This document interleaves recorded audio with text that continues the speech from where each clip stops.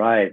Again, welcome to our 3-year anniversary episode of Rebels with a Heart. It's a pleasure to be with you, and thank you to each of our guests for joining us today.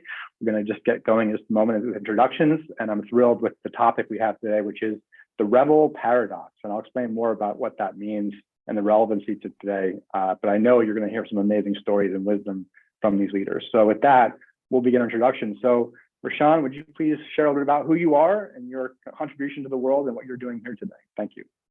Well, hello, everyone. My name is Roshan Kindred. I'm the Chief Diversity Officer at PagerDuty. And really, I am a transformational emotional leader. And what that means is I lead with a growth mindset, but I keep the sentiment of people and their emotional experience at the forefront of everything that I do.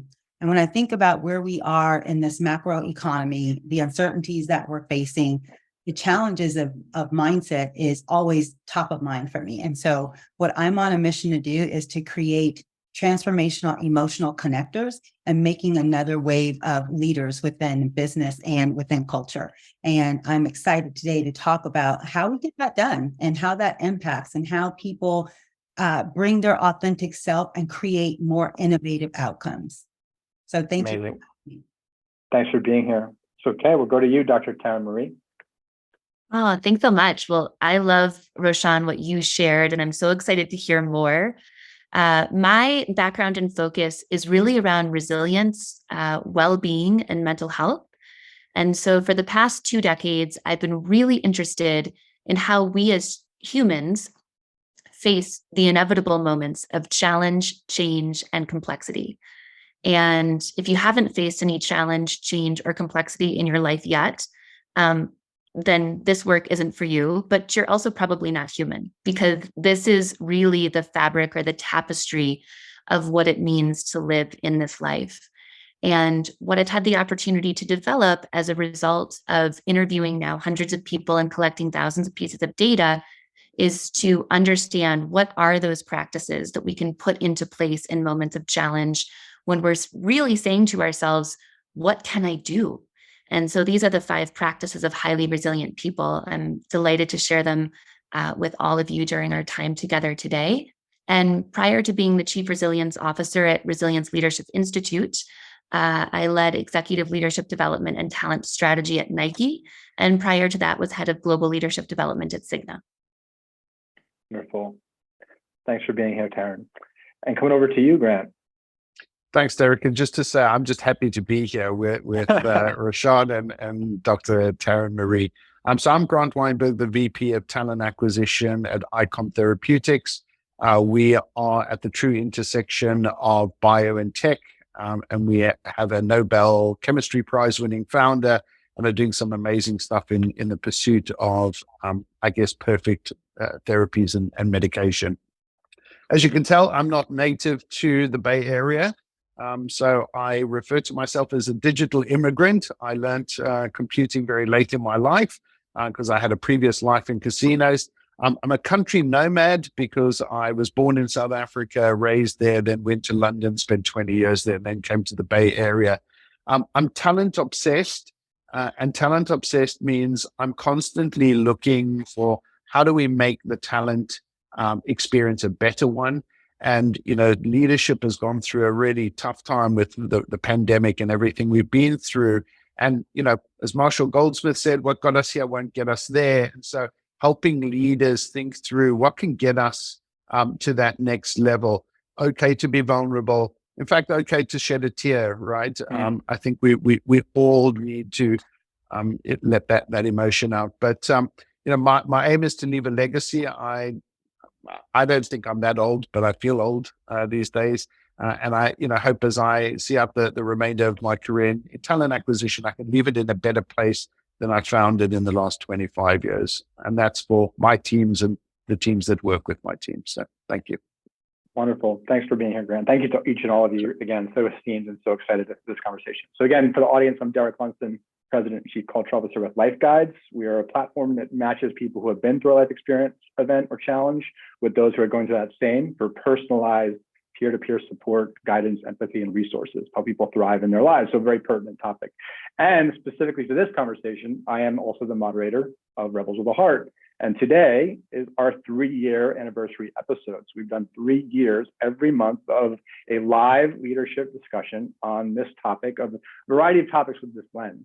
So I think it's really important and a huge honor for all of our Rebel guests, but especially for you three to be joining us today. It's a real milestone that we're really thrilled about, particularly when you consider how this started. And I think it's important, I don't always do this, but today I will do it to level set how Rebels came into existence. When we were launching in the early part of 2019, or excuse me, the latter part of 2019, early 2020, we were identifying the leaders that we were working with. And we noticed this theme around conscious leadership and conscious organizations, leaders that recognize the importance of diversity, equity, inclusion, belonging, investing in people's holistic well-being, giving them personalized resources, having business be a platform for change and for good and purpose in the world. And we saw that those leaders had a vision and a possibility of what business could be and how they would put it into action.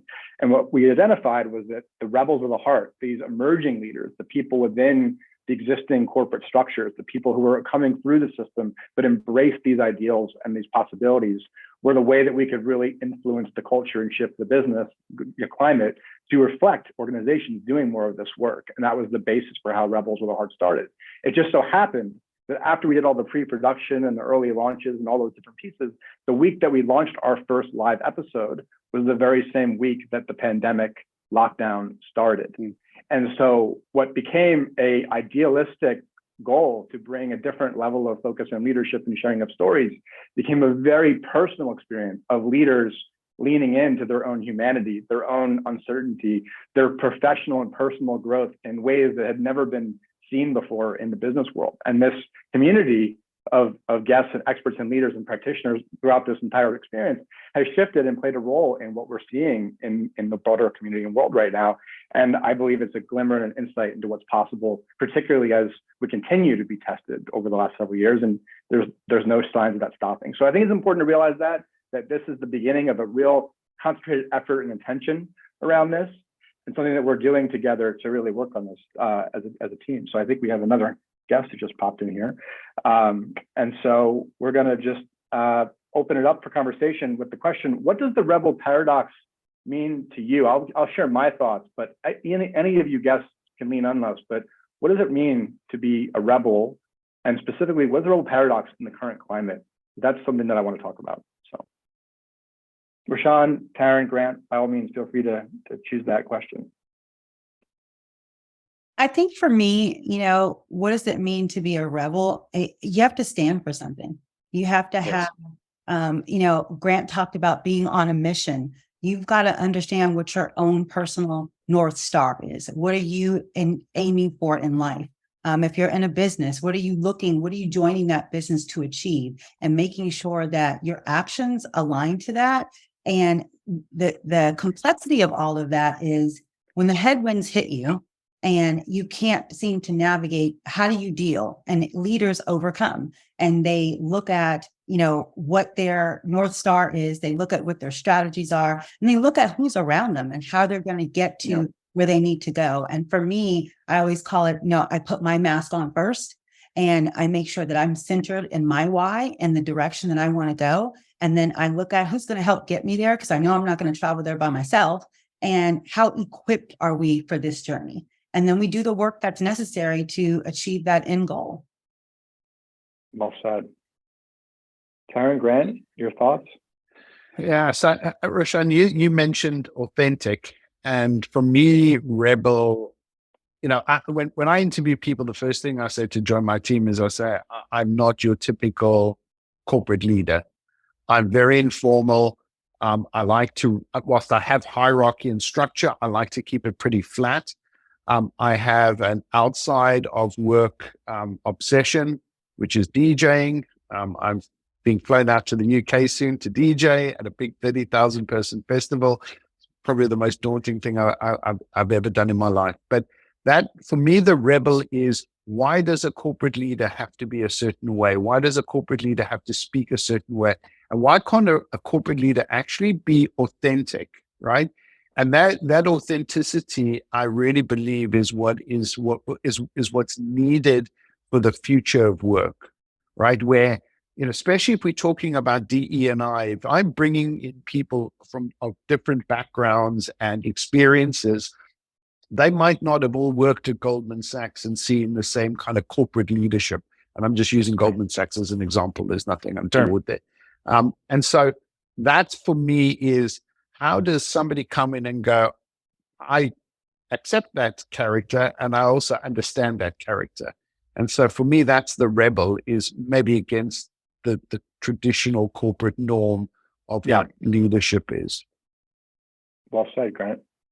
Taryn, you want to give your thoughts on this? Yeah, absolutely. I love this. And each of the things that you've said, Grant and Roshan, are so powerful. What I would add on is, I think the opportunity for all of us to rebel against the probable and instead embrace what is possible. And what I mean by that is, one of the amazing things about the pandemic, and of course there were a lot of not amazing things, is that we got to see something that we had never expected, the whole world kind of, shutting down, right? And that showed us that something that we thought could never happen actually happened. And so if we step into more of what is possible, I think there's so many people and so many organizations and people in roles inside of organizations doing simply what we think is probable, what we've seen. And I think if we can rebel against those norms and think about truly what are the new and different possibilities that we can create, now that conversation begins to get really exciting, because I think what we can build and develop as a community of people is so much greater than we imagine. Well said. I'll just add one additional thought to all the wisdom each of you shared, which is back to the origination of this series, right? Rebellion with a heart implies change with love, right? That was kind of the basis, if you will. We've been living in a constant state of change, right? So in our ability as a quote unquote rebel leader right now to create an environment of true belonging, of true safety, of true presence, of true human experience that we're sharing, to your comment, is a real opportunity to be part of. That's the paradox we now live in, is how there's so much external change. They've created a place of stability, and inclusion is really a part of that opportunity to do it from a true value-based place. So I want to come back to a comment that you made in your introduction, Roshan, which is about, and I think it's relevant too, because two of you are from the Bay Area, and there's been a lot of, over the last 6 months, a lot of change in that area that's been unusual compared to the climate of the last several decades, even as recent as last weekend. I mean, how is that affecting just the overall business climate locally there, but also this debate of ideals? Like, you have layoffs that are happening at massive scale in the Bay Area that's really has not historically happened in that way in quite some time. You have, at the same time, people talking about the values that we're talking about of inclusion, of equity, of opportunity and investment in people's well-being, mental health, when you're balancing those what could be perceived as competing influences of business survival and growth with humanity. How are you personally and professionally reconciling that as you see your peers, as you see your own work, as you consider your own choices? I think it was relevant early on, Roshan. You said you're personally redefining your own leadership. I'd love to hear each of your own journeys around that. And obviously, I know, Taryn, you do a lot of work in the Bay Area as well, so I'm sure you have some thoughts on this question also. So that's the kind of preamble to a question. Any of you can take that. Yeah. I think, for me, it really is about taking in the change around me.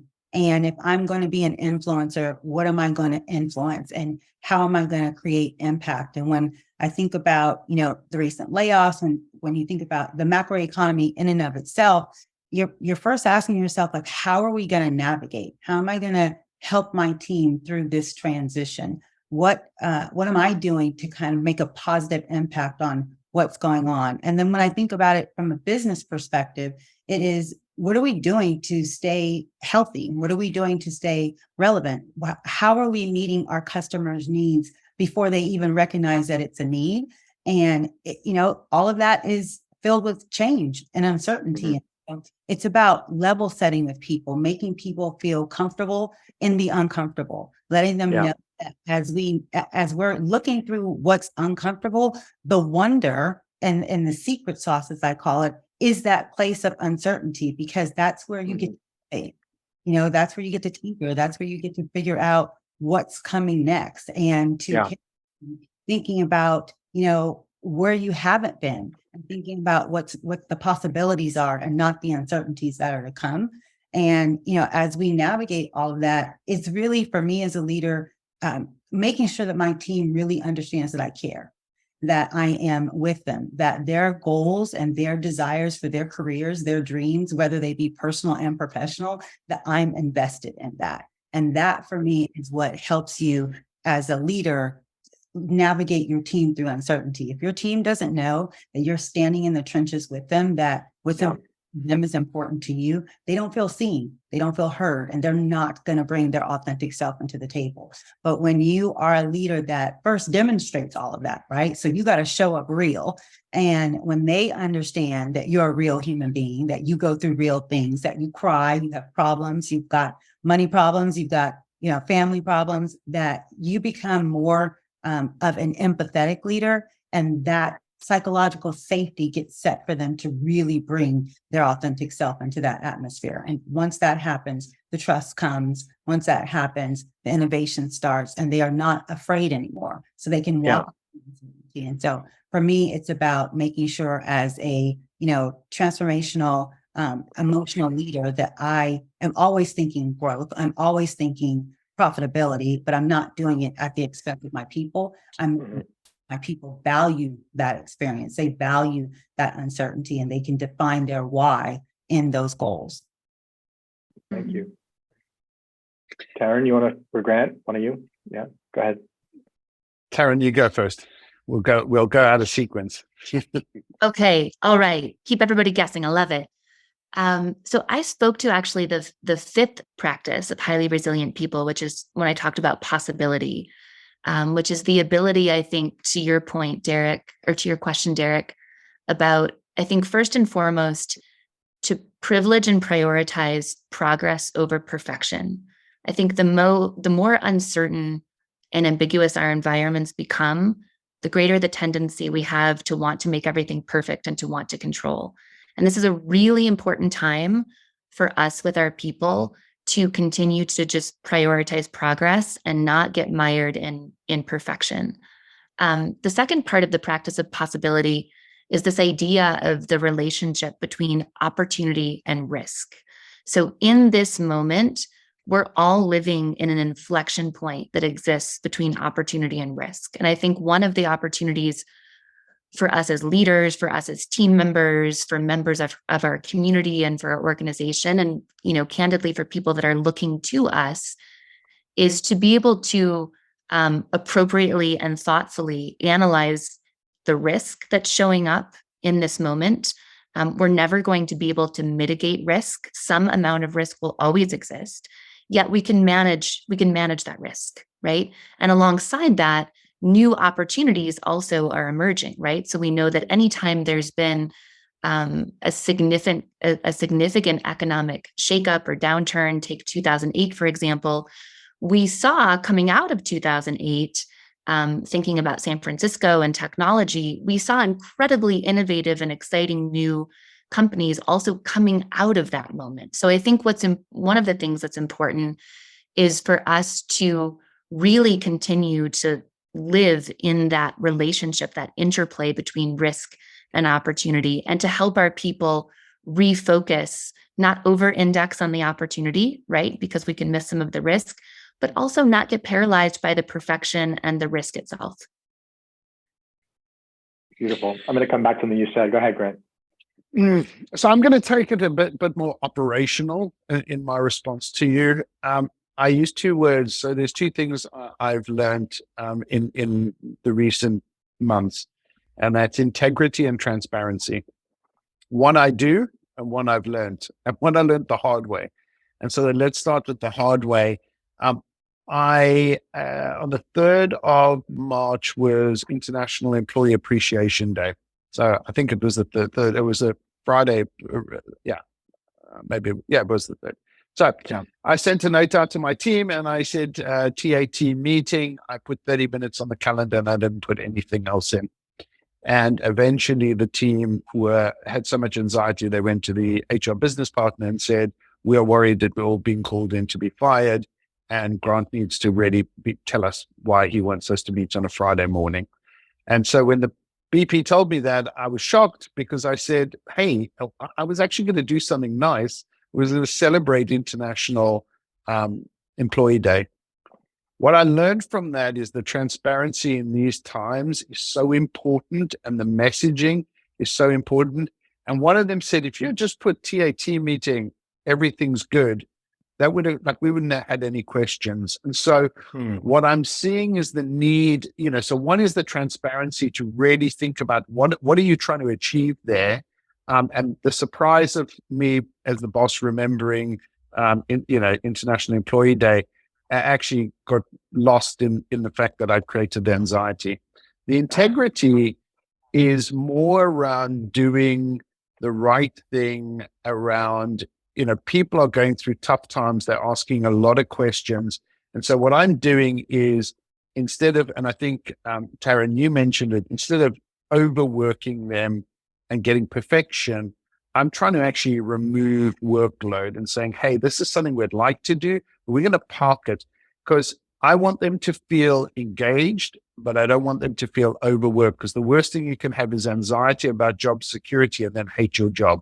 I've once been there, and it's the worst place you can be. And so as a leader, those are the things that I'm having to quickly think about in the changes. Now, we're fortunate at Eikon, we're still hiring, and the foreseeable future is pretty positive for us. But they're surrounded by people that are constantly, their friends, their ex-colleagues are constantly being laid off, or, threats of layoff. And so that's my role as a leader is to take transparency and integrity and really improve who I am, so that helps them navigate the next however many months or year as we get through this.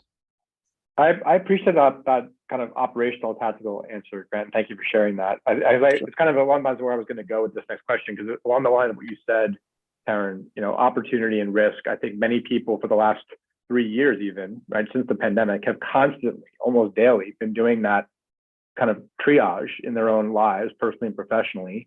And as a result of that, there's a lot of I'll simplify it, but I'll call it fear. There's a lot of fear in the system, right? Of not knowing, of considering all the possibilities of, this biological primacy of survival, right? Even though we live in a different type of time, our brains are wired this way. And so immediately, Grant, your story articulates that even though you were bringing people together for a celebration, the collective psyche went right to the fact that we're all going to be fired, right? Yeah. And so and I think that is not uncommon. I think it's a reality that we as leaders, I know myself personally, we all are dealing with this. I'd love to hear, particularly, Taryn, because I know you talk about this as well, this is a resilience aspect, right? Part of this constant state of fear, constant triaging, constant risk versus opportunity analysis is fundamentally what this core burnout issue that we hear about is, right? It's really driven by it's layered and a constancy of that survival instinct. And so how as we leaders can we, or are you, providing training, outlet, tactical solutions to that? Because that's really systemic when you think about it. And then we layer on top of it, now we're in a really challenging business environment where boards and leaders are making hard decisions about financial stability, survival, growth, like that. That doesn't change the fact that we live in. And so we have this real-time, system-wide kind of retooling. And at the same time, here we are advocating conscious leadership, servant leadership, authenticity, vulnerability in the workplace. And there's a lot of, there will be, again, I believe, tension around this if we don't continue to be the torchbearers around this. And so it's a really important time for us to do this, right? So anyway, that's both a little bit of my perspective on this, but also there's a question in there, for each of you, what else are you doing to help cultivate resilience, to address that core burnout, to give people a different perspective or different tools, different methods to work through this that maybe people have not considered yet. And we need to, because if we don't, it's just going to continue kind of falling that way, right? So. Yeah, this is such an important conversation. And what I would say is the first practice of highly resilient people, which is really a very foundational practice for the other four, we already kind of talked about the highest level practice, which is possibility. So the foundational practice is actually vulnerability.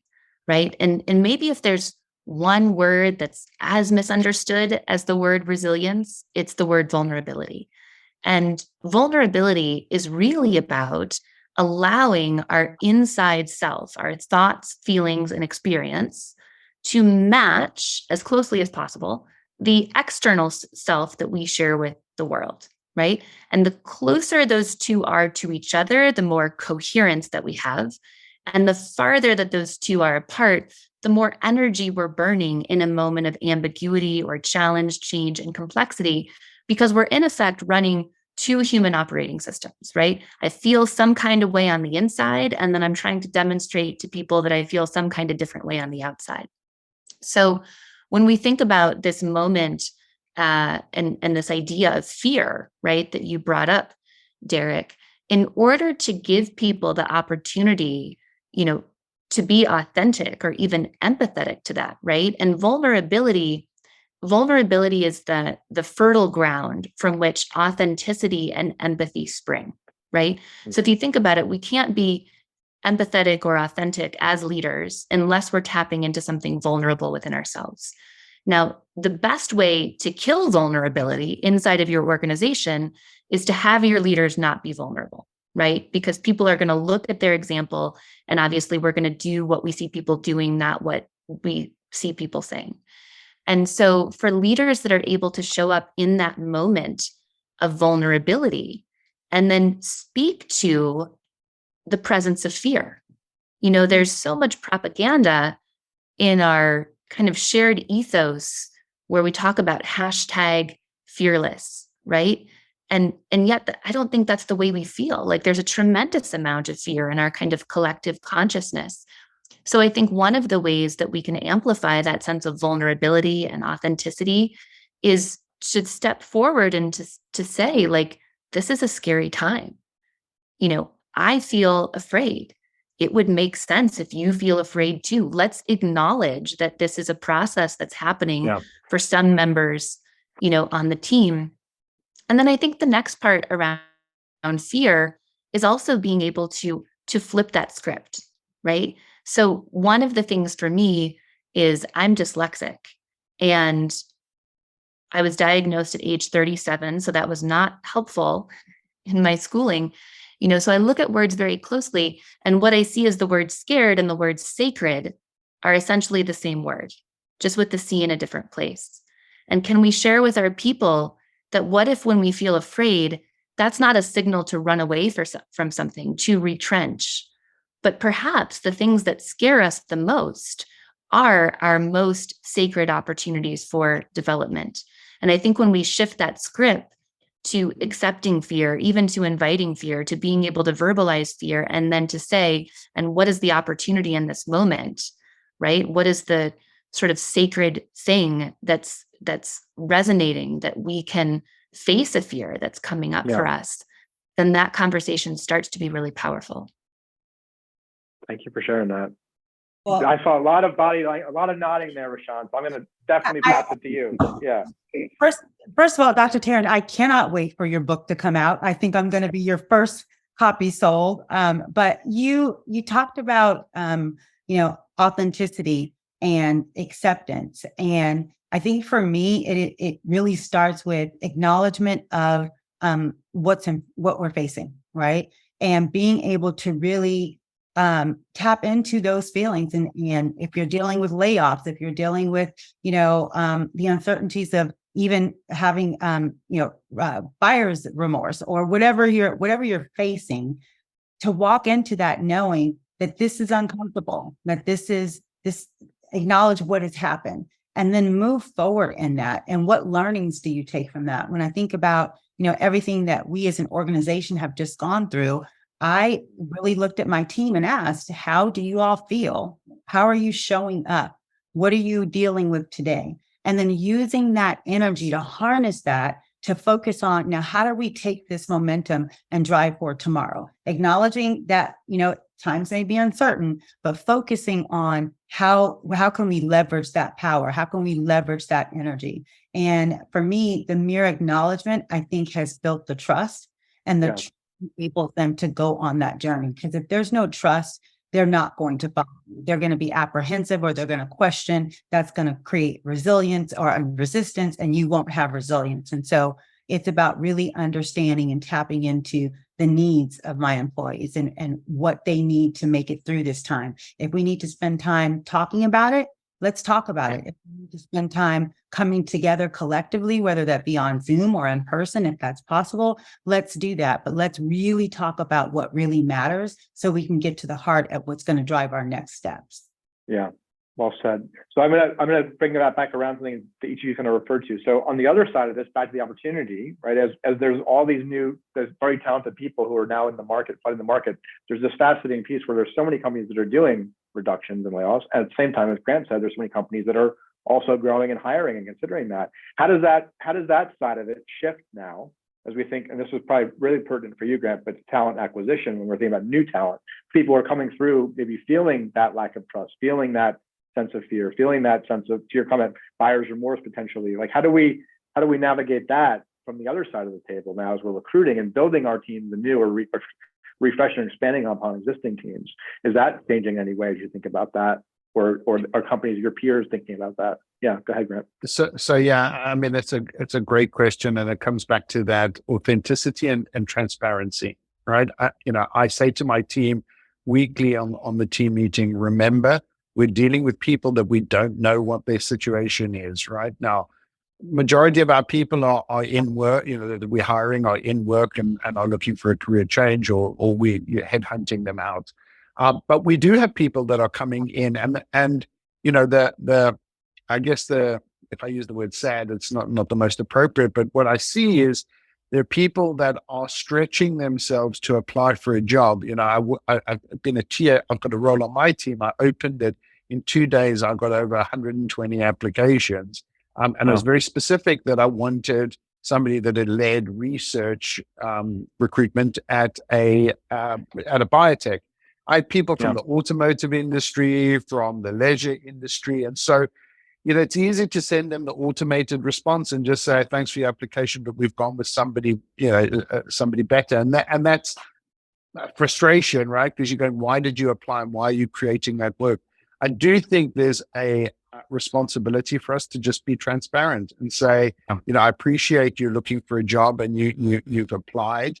But I'm looking for a very specific skill set, and on this occasion we're going to pass. And so we are certainly for my role, I went in and changed the script of the response, and I'm trying to do it in a more less chat GPT and more Grant's personal touch in the GPT, because I think that's what people need, right? To get that confidence. We're seeing offers, we're getting to offer stage, and people are really drilling down, wanting to. I mean, short of the CFO talking to them and reassuring them that there are, that there's money in the bank.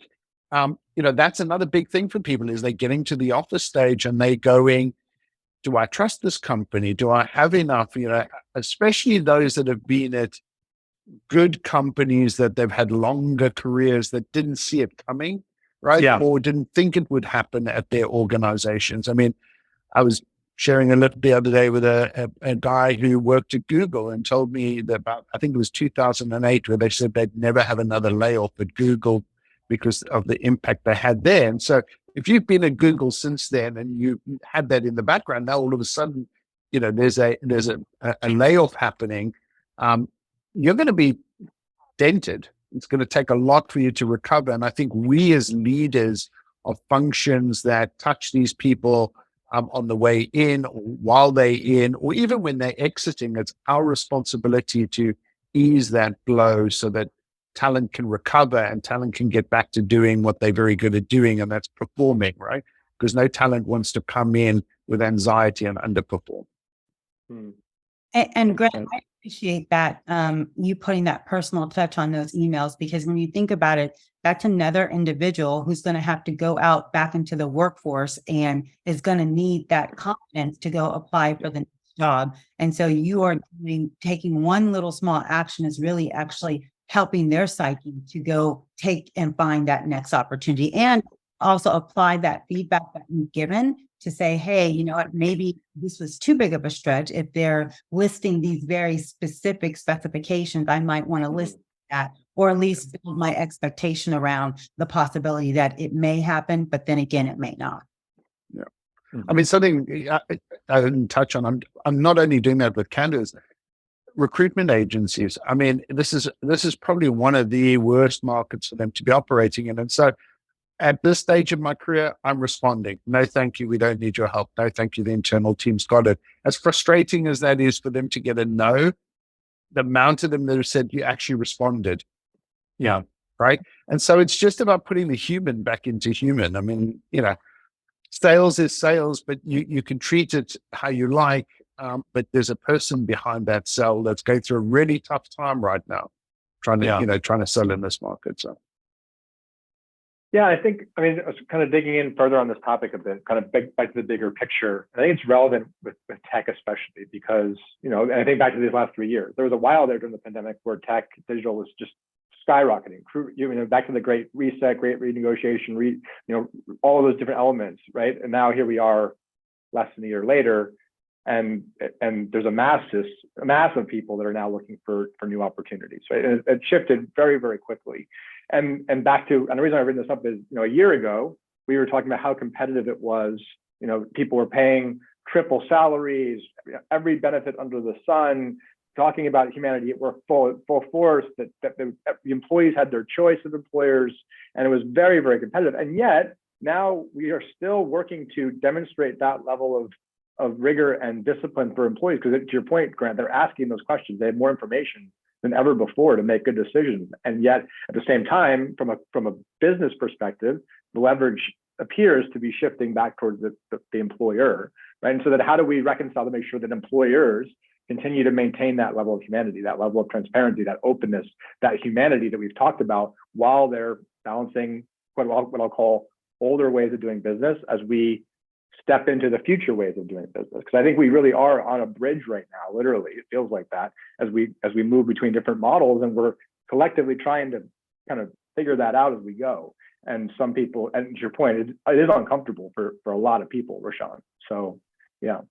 But I do think that, as that paradigm shift goes back to more of an employer's market, the employee is still looking for the opportunity, and employees are more of an organization. I think 82% of people buy from employee or from organizations that are socially conscious. So in an organization that has a socially conscious platform, you are not, your culture is not inclusive. You don't have DEI practices. You have an employee base that is looking for things. That those are the key differentiators between what top talent will choose and what top talent doesn't choose. So for me, an organization, it's imperative that you keep a empathetic mindset, that you are authentic, that you do keep DE&I practices at the foreground of everything that you're doing, because that's your competitive edge, not only for an innovation stance, but from a human stance. You've got to keep people engaged, because the market is never going to stay the same, right? The pendulum the other way, and you don't want to have, attrition. So what you need to do is build an environment where people want to work for you, where they want to create with you, and they want to innovate with you. Beautiful. Thank you. Taryn or Grant, anything else you want to add on this particular topic? I would just say one thing. You said, how do we ensure that employers don't go back to bad habits? I'm seeing the benefit from the generational shift in the workplace. In my generation, if you didn't like something, you left and went and got another job, right?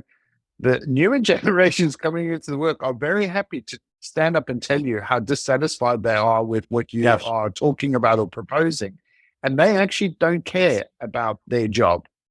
Now, I mean, I say that a little dramatically, but and so I think that's forcing us, leaders like myself and others in the organization, to not default to everybody back in the office and we're back to normal, right? Because the way that you say that, there's a swathe of employees that are getting bigger by the year, right? And so that pressure, I guess it's like a mass demonstration, but I don't want to make this political. I think it's good to see. And so I'm hoping we don't get to overpower that free thinking. I think it needs to be constructive, but that's where I see organizations being kept whole. It's a really interesting point you raised about the generational differences in the expectations and standard, because that goes back to and you gave voice to this early on. What does the future talent marketplace look like? We've talked about skills on levels in the past, and reskilling and cross-skilling. We've talked about what's needed. We've talked about the role that employers can play in investing and developing talent. And I think that's a really other interesting point you bring up. Taryn, you want to comment on any of that from your perspective? Just when you say any of that, could you crystallize?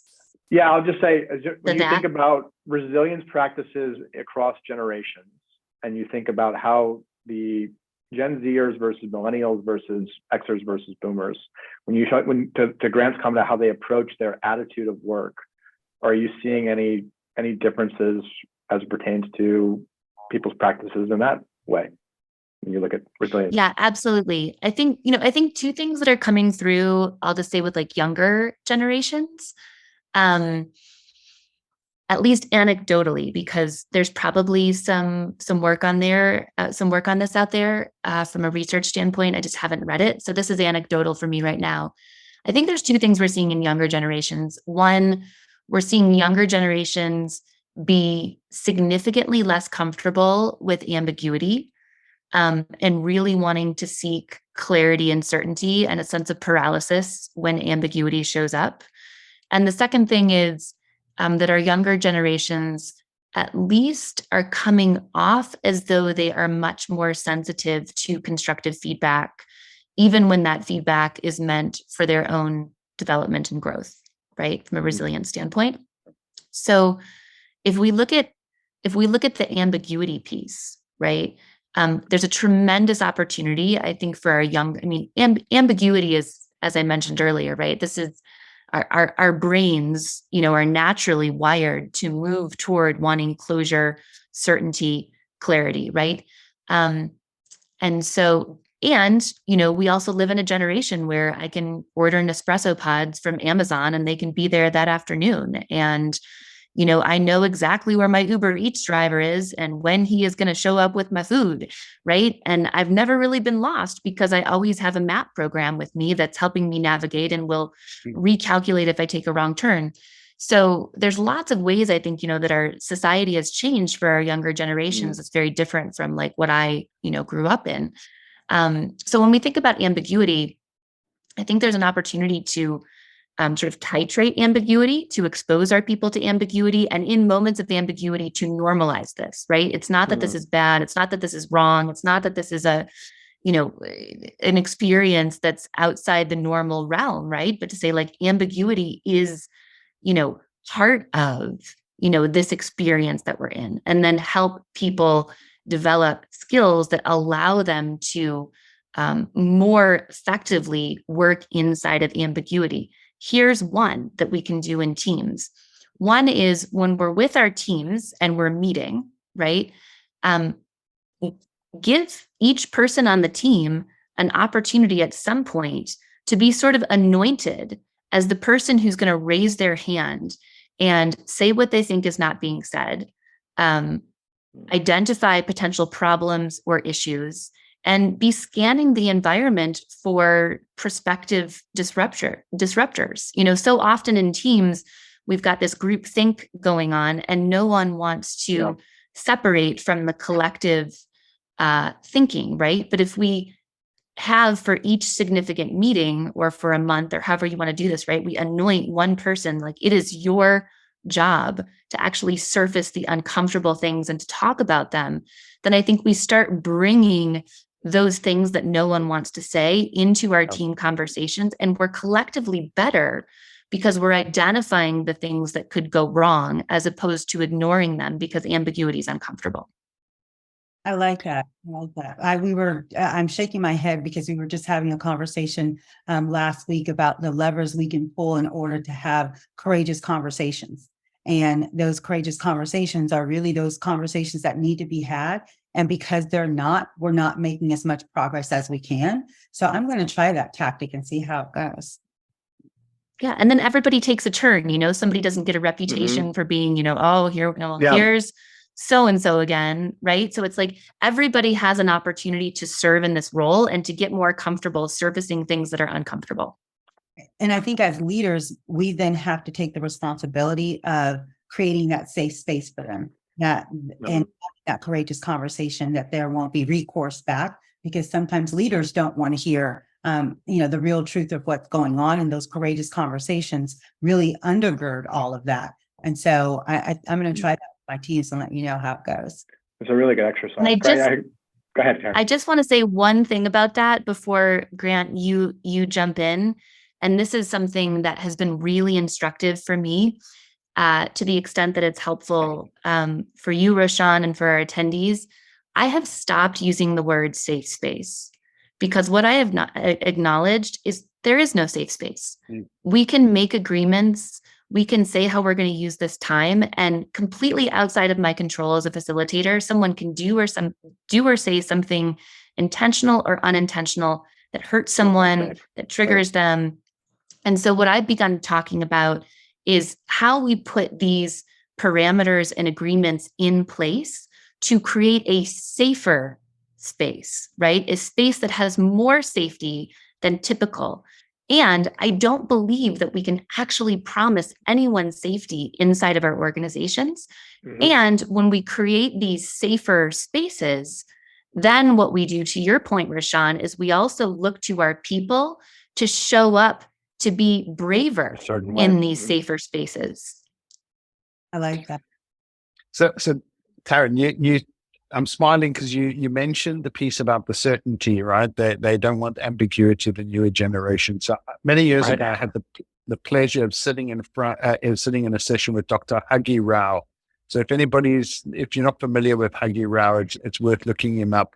And he did a session on pre-mortem. And at the time, we were working in the world, and I think we still have this today, where it's like, okay, we are going to move this screen from this side of the room to the other room, and everybody just grabs the screen and cables and runs, and it's like, yes, the plan goes in the ground, and we got the screen to the other side, and then we look back, and there's ripped wires, broken furniture, dead bodies. And his whole philosophy was the pre-mortem, right? If you're going to do something pre-mortem, break into two groups, what works well, what would good look like, and what would bad look like. And I've started to do that with my team. And that's why I smiled when you said that ambiguity. I've noticed how much more, initially they didn't understand what the exercise was, and now they almost expect that exercise. So when I say, we're going to implement a new system, I can almost see the expression on their face, when is the pre-mortem meeting? And what that's doing is it's allowing the safer space, because in that meeting, we're saying, let's say what good looks like, and let's say what bad looks like. And so it's almost academic if they say something out of place, because that is the whole exercise, right? Is it good? Does it work? Doesn't it work? And so I've seen a significant change in anxiety around projects. I used to mention the word project, and I could see the team almost paralyzing, because it's like, well, I don't know what he's talking about, and he hasn't given them much detail, and he's a big ideas guy, and what's the execution plan going to look like? And so I say project, they know we go into a pre-mortem, and a lot of those anxieties get answered then. And I think as leaders, we could do more of that, because it allows people to give their perspectives, as opposed to get to the end of it and go, damn, I can't switch the monitor on. And somebody in the team that never really talks puts their hand up and said, will you rip the cable out of the plug? Right. And I could have told you were going to do that because you didn't unplug the plug. So just something, to add to. Well, and to further support what you're saying, and I think this goes back to this concept of the paradox at the beginning. Here we are talking about the massive ambiguity in the system. I mean, companies, it was always, you had a quarterly plan, you had an annual plan, your budget planning. The plans that we've all run have been changed dramatically. The models people run on, I mean, even to your comment, Google would never do layoffs again. Here we are 15 years later, and they've done it, right? And that there's just, the rules are being written across the whole board in different companies in real time. And yet, if what we hear is true in research, people are not wanting ambiguity. They don't like it, and yet we're asking them, requiring them, systems require them, or the environment require them to live in greater ambiguity and to create, and to your comment, create solutions in that environment, create new systems, better ways of doing it. And I think that's the real challenge and opportunity here, is how do you do that, again, from a place of heartfulness, from a place of humanity, from a place of active listening, from a place of true empathy and support and care, while recognizing that we have literally competing motivations, and desires, and just I just want to give voice to that. So we're coming up here on the last few minutes of our time together. As always, it just flies by. I would love to have each of you share anything that you're personally doing right now to just redefine your life, your leadership, as you think about this coming period. I'll jump in. As the father of two just turned teenage girls, one's on the cusp. My personal leadership was one of nurture, grow, direct, help navigate life. And I certainly have seen two girls that had a really tough time during the pandemic, and my youngest an extremely tough time. I've seen them grow out of that and come out of it. And I know my role needs as the kind of, if I put myself into a leader analogy, needs to evolve, because they need a different direction, leadership, coaching, mentoring as they enter that next phase. And so I am spending time almost reacclimating with them as daughters and trying to understand from them, like, what do you need from me? And that's tough to ask a 13-year-old, because she just says, give me your credit card and everything will be fine, right? The other one says Roblox, more Robux, whatever they call them. And so that's what I'm trying to do is like, we're moving into the next phase of our life, my wife and I, right? We have a limited time with these two, and then they'll be off to college. And so how do I support them? How do I support the family? And how do I make myself happier? Because if I'm happier in getting those things right, boy, my team are going to benefit so much from just my positive outlook. But also, some of them are going through the same thing, right? Some of them have got two young kids and are getting no sleep and want to take on more responsibility. How do I make space for them? How do I help them? And so that's the process I'm working on personally, and to be a better leader, whether it be personal or professional. It's beautiful. Thank you for sharing that, Grant. Sure. And I think for me, I am re-examining my own personal why. Like, I am a human enthusiast, but what does that actually really mean? And so what I've evolved to is that, the business side of me wants to be, transformational, but there is a huge empathetic side of me that has to be accountable to how I feel. That has to show up authentically. And what I'm working on is building or bridging the two together to be this transformative emotional leader, and what that means on the impact that I not only can make on my team, but on my family, on my friends, and my activities. And I'm looking forward to going on this journey, dreaming a little bit and figuring it out and tweaking and talking about it and learning from other practitioners and people in other disciplines to really redefine what impact that I really want to leave on this world. I don't want to, get to where I'm 90 and say I'm just 90 with no experiences. I want to get to where I'm 90 and I can see that a little piece of me is in the next generation. A little piece of me is in my community, and a little piece of me has been impacted by the world. And that's where I'm journeying to. I love that. Thank you for sharing that as well. Taryn? That's great. Yeah. What I'd like to lean into is the fourth practice of particularly resilient people. And this practice is called gradiosity. And this is a hybrid word that I made up to help to showcase what I was hearing from some of the most resilient people that I was interviewing about their significant challenges. And so what gradiosity means, the first part is gratitude, the grati part. And the osity is generosity, right? And so the gratitude part is about being able to look on experiences with a sense of gratitude, even if we wouldn't have chosen that circumstance. Now, typically that doesn't happen in the moment, right? We're not like, I got a flat tire, I didn't get the promotion, this is wonderful, I feel so grateful, right? Like that's not how our minds and experiences work. So it's typically after some time, but being able to reflect on that moment and to say, even though I wouldn't have chosen that, I can see the good in that moment that we were able to extract from that. And I'm sure, as many of you know, this idea of gratitude, and the experience of scanning our environment for gratitude, we start to look for what's going right instead of what's going wrong. And from a neuropsychological perspective, try this out. You can't be in gratitude and be anxious. You can't be in gratitude and be frustrated. So gratitude also serves as a tremendous buffer and amplifier for our mental health and for our people's health. So I think for me personally, it's really continuing to lean into that sense of gratitude, even when things are shifting or changing in a way that doesn't feel comfortable for me. And I think instructing our people to do the same, to look on those experiences and to say, what was the good that came out of that? And then the generosity piece is really building on the vulnerability, the authenticity, the trust that Roshan talked about, the integrity and transparency that Grant discussed, which is sharing our resilient stories generously with others. Because when we do that, two important things occur. One, we solidify our own resilience as part of our identity, how we showed up in this trying moment. And the second piece is we shine a light on other people's journeys, so they're able to learn vicariously through our stories of failure and loss and disappointment. And this is a tremendously important way that we can bring our resilient stories, our team's resilient stories, into our organizations in the form of town halls, of mentorship, of coaching, where we're no longer giving advice, but we're sharing stories that people can find pieces of themselves within.